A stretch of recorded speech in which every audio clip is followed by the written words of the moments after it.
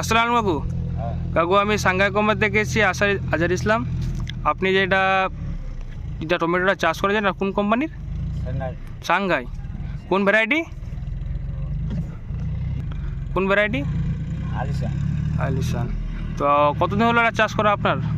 চাষ করা হলো আড়াই মাস। আড়াই মাসে আপনি রেজাল্টটা কীরকম বুঝছেন? বুঝলাম আরও হয়তো বৃষ্টি টিষ্টি খালো, মোটামুটি হলো। মোটামুটি ভালো হয়নি? ওই আপনি দেখতে সাইজ মাইজ তো ভালো দেখাচ্ছে টমেটো। তো কতদিন লাগা হলো এটা আইডার আড়াই মাস হবে। আড়াই মাসে বিক্রি করেছেন আপনারা কিছু? না, বিক্রি করেননি। মার্কেটের চাহিদা কিরকম এটার? চাহিদা ওই দেশির মতন দেখা যায়। দেশি বিক্রি করতে মানুষ বলে যে দেশি হয়। তো স্বাদ পাওয়া যায়। তো এটা কোম্পানির বীজটা তো আপনি আগেও লাগিয়েছেন না প্রথম লাগালেন?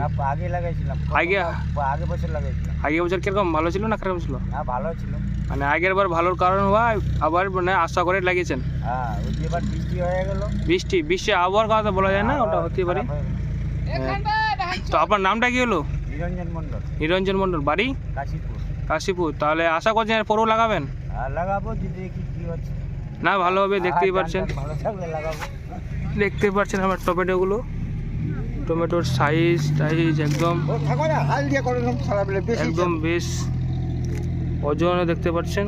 কালার থেকে নি টমেটোটা আরো বড় হবে না? আর ছয়য়া হবে টমেটো। দেখতে পাচ্ছেন জমিটা।